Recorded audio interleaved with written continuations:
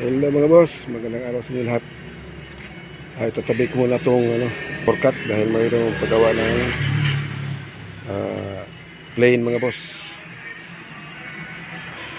Ito po siya mga boss.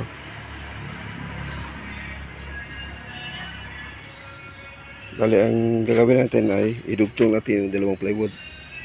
Kasi yung plywood ang ginagamit ng mga boss, 3/4.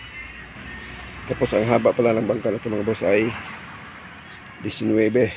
Ang kanyang parka 18. Tapos yung kasko niya ay 20. 19, 18 by 20. 18, 19 by 20. Ito mga boss. Saka na natin tatapusin yung forecut ko pag natapos ko na itong bangka na plane. Plane na ito mga boss, wala itong palikpik. Kaya tara na mga boss.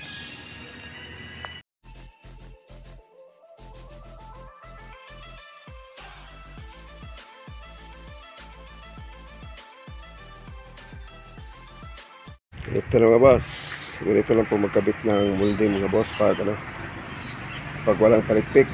Diretso mga boss, pwede mo na siya ikabit kaagad. Ang hirap bumalaktot mga boss dahil ang kapal ng plywood 3/4. Tapos yung molding niya ay 1/2, 1/2. So napaka mga boss, ang daming bato, ayaw pa rin kulang pa sa baluktot niya mga boss. Pero mga boss, ganito na po kadali. Kailangan mo yung puwitan din, nakaangat din ng konti. Ayan. Para hindi siya sumusubsub sa tubig pag tumakbo mga boss, pag maalon. Kailangan paangatin yung unahan at paangatin na yung ulihan. Para lang siya, naglalaro lang sa sa alon mga boss.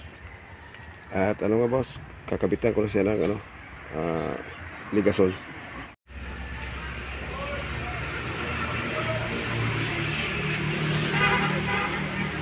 Ganito lang po magkabit ng dugtong mga boss. Tapos pakuha mo yung pakuha mo isa dito, pakuha mo isa sa kabila, at lagyan mo yung epoxy marami. Yan boss.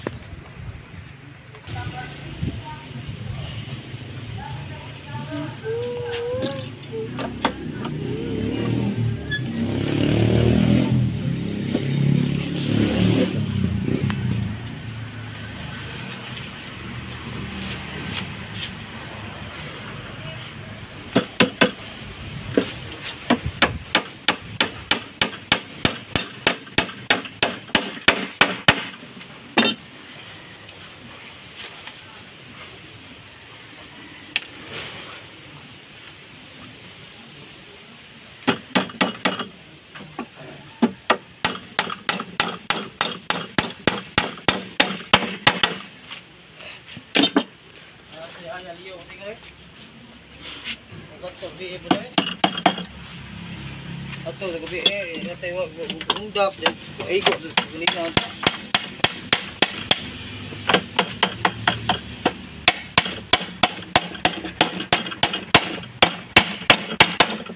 Ini tegyan ni buseng.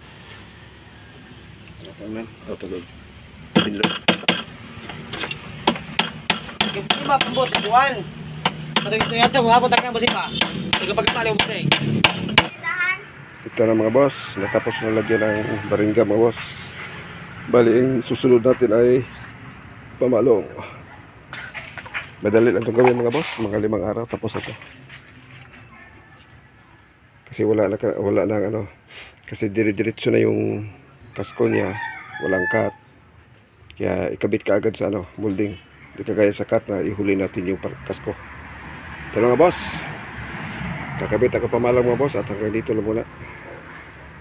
Kung hindi lang umuulan mga boss, baka tapos na ito mga boss. Yung forecut mga boss ay naka-standby lang muna yun. Saka ko na tatapusin yun pag natapos na ito, kasi mga ilang araw tapos na ito mga boss. God bless sa inyo lahat mga boss.